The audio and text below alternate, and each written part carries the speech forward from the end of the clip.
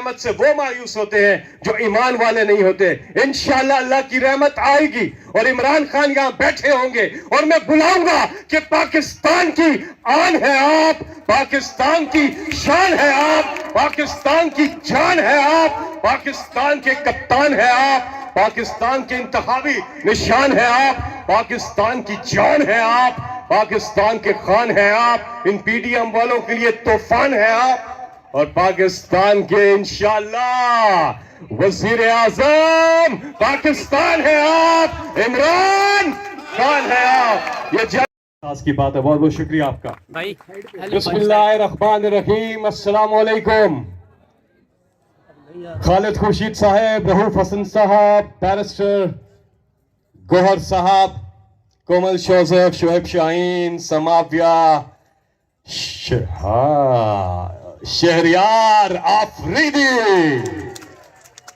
انشاءاللہ یہ بہت جلد ہم سارے جلسوں میں آپ کی آوازیں سنیں گے. انشاءاللہ ہم ترس گئے ہیں. انشاءاللہ وقت دور نہیں ہے جب عمران خان سٹیج پہ ہوگا اور آپ اسی طرح لمبے نام بولیں گے. انشاءاللہ کون بچائے گا پاکستان, اچھا کون بچائے گا پاکستان. میرے پاس ٹائم بہت کم ہے. یہ ولید کو ہی آٹ آتا ہے کہ وہ میزبان بن کر بھی کس طرح تقریریں نکالتے ہیں بیچ میں سے, اور آج خان صاحب کی بہت زیادہ کمی محسوس ہو رہی ہے. تو شہریار آفریدی کے برابر میں بیٹھے ہوئے ہیں جناب علی محمد خان. آپ سب کا بہت بہت شکریہ. میں مختصر سی بات کروں گا. My time starts now. میں مختصر سی بات کروں گا. آج ہے 23 مارچ, قرارداد پاکستان جس دن منظور ہوئی تھی, اور مینار پاکستان وہ جگہ تھی, ہسٹورک جگہ جہاں پہ یہ قرارداد منظور ہوئی تھی پاکستان بنانے کی. تو وہی جگہ تھی مینار پاکستان لاہور. 2011 عمران خان کی سربراہی میں پوری قوم نے فیصلہ کیا. 30 اکتوبر 2011 کو ساری قوم وہاں اکٹھی ہوئی اور انہوں نے کہا, ہم وہاں موجود تھے, اور انہوں نے کہا کہ جس طرح سے 23 مارچ 1940 کو اس قوم نے پاکستان بنانے کے لیے قرارداد کو منظور کیا, اور آج مینار پاکستان لاہور میں عمران خان کے ساتھ پاکستان کو بچانے کی قرارداد منظور کرتے ہیں. یہ وہاں پہ لوگوں نے عہد کیا تھا اور پاکستان کی سیاست کو بدل کے رکھ دیا تھا. یہ آپ سب گواہ ہیں کہ جو جذبہ پاکستان بنانے کی تحریک میں قائد اعظم محمد علی جناح کے ساتھ قوم کا شامل تھا, آج وہ جذبہ پاکستان بچانے کی تحریک میں اس قوم کا اپنے لیڈر عمران خان کے ساتھ وہ شامل ہے. اور اس قوم کا نمبر 1 مطالبہ کیا ہے؟ عمران خان کی رہائی. اس قوم کا نمبر 1 مطالبہ ہے, اور وہ اس لیے عمران خان اور ان کی اہلیہ اور جتنے بھی مظلوم اور بے گناہ خواتین و حضرات جیلوں میں قید ہیں ان سب کی رہائی اس قوم کا نمبر 1 مطالبہ اس لیے ہے کہ 8 فروری کو اس قوم نے اسی لیڈر عمران خان کو مینڈیٹ دیا ہے. unprecedented in the history of Pakistan. Pakistan میں کی تاریخ میں ایسی مثال نہیں ملتی کہ بلہ بند, انتخابی نشان بند, کینڈیڈیٹ بند, کیمپین بند, لیڈر بند, لیڈرشپ بند, انٹرنیٹ بند, فون بند, لیکن اس قوم کا جذبہ بلند. اس قوم کے نوجوان 70% آبادی 40 سال سے کم عمر کی ہے, اور انہوں نے ثابت کیا کہ ہم ایک زندہ قوم ہے, ایک جاگتی ہوئی قوم ہے, اور یہی بہت بڑی ایک ہمارا حاصل ہے, ہماری جیت ہے. میں اپنی بات مختصر کرتے ہوئے آگے بڑھوں گا. اور ایک بات, عمران خان نے ہم جیسے 1996 میں جب میں ان کے ساتھ آیا 1996 میں بہت چھوٹا تھا, ابھی بھی میں چھوٹا ہوں نا چھوٹا, میں بہت چھوٹا تھا. یہاں پہ ہمارے بزرگ بیٹھے ہوئے ہیں, اب میں نام نہیں لوں گا, اچھا کوئی بھی سمجھ سکتا ہے.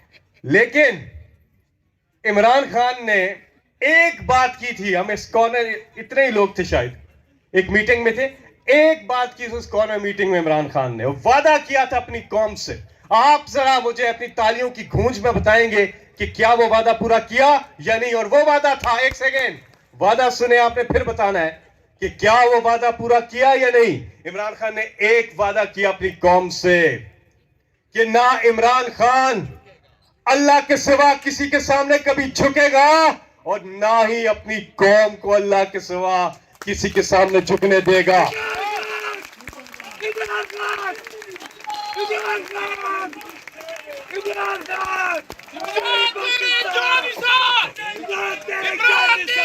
عمران خان نے یہ بات کیوں کی تھی اور وعدہ کیسے پورا کیا؟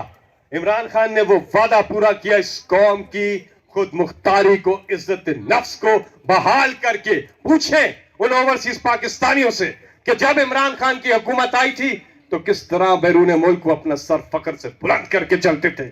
سیلف اسٹیم بحال کی، اس قوم کی خودداری کو، خود مختاری کو عمران خان نے بحال کیا۔ اور انہی کے بارے میں علامہ اقبال نے فرمایا تھا کہ دیار عشق میں اپنا مقام پیدا کر، نیا زمانہ نئے صبح و شام پیدا کر، میرا طریق امیری نہیں فقیری ہے، خودی نہ بیچ غریبی میں نام پیدا کر۔ یہ ہے وہ عمران خان، یہ ہے وہ عمران خان جنہوں نے اس قوم سے یہ وعدہ کیا اور پورا کر کے دکھا۔ اور انشاءاللہ ہمارا یہ ایمان ہے اور اللہ سے یہ دعا ہے اور ایسا ہوگا جس طرح سے اللہ تعالیٰ قرآن مجید میں ارشاد فرماتے ہیں کہ اللہ کی رحمت سے کبھی مایوس نہ ہونا، کیونکہ اللہ کی رحمت سے وہ مایوس ہوتے ہیں جو ایمان والے نہیں ہوتے۔ انشاءاللہ اللہ کی رحمت آئے گی اور عمران خان یہاں بیٹھے ہوں گے اور میں بلاؤں گا کہ پاکستان کی آن ہے آپ، پاکستان کی شان ہے آپ، پاکستان کی جان ہے آپ، پاکستان کے کپتان ہے آپ، پاکستان کے انتخابی نشان ہے آپ، پاکستان کی جان ہے آپ، پاکستان کے خان ہیں آپ، ان پی ڈی ایم والوں کے لیے طوفان ہے آپ، اور پاکستان کے انشاءاللہ وزیر اعظم پاکستان ہے آپ، عمران خان ہے آپ۔ یہ جنگ ہوگا۔ آخر میں ایک سیکنڈ آخر میں بات اپنی ختم کر کے کہ آج 23 مارچ پہ ہم یہاں پہ موجود ہیں اور جو پاکستان بنانے کی قرارداد کہ جس پاکستان، وہ پاکستان جو صحیح معنوں میں قلعہ قائد اعظم کا پاکستان، لیکن انفارچونیٹلی آج بھی 4 بڑے چیلنجز اپنی جگہ موجود ہیں۔ نمبر 1 انسانی حقوق کی پاسداری، نمبر 2 ہمارے آئین کی بالادستی، نمبر 3 آزاد عدلیہ، اور نمبر 4 آزادی رائے۔ یہ سارے چاروں کے چاروں چیلنجز آج بھی اپنی جگہ قائم ہیں۔ ہم نے قوم بن کر ان سب کو، اپنے ان چیلنجز کو دور کرنا ہے اور پاکستان کو صحیح معنوں پہ بنانا ہے، قائد اعظم کا پاکستان۔ آئے مل کے اللہ سے یہ دعا کریں۔ یہ شاعر نے، ولید اقبال صاحب، بڑی خوبصورتی سے اس میں دعا کی ہے اور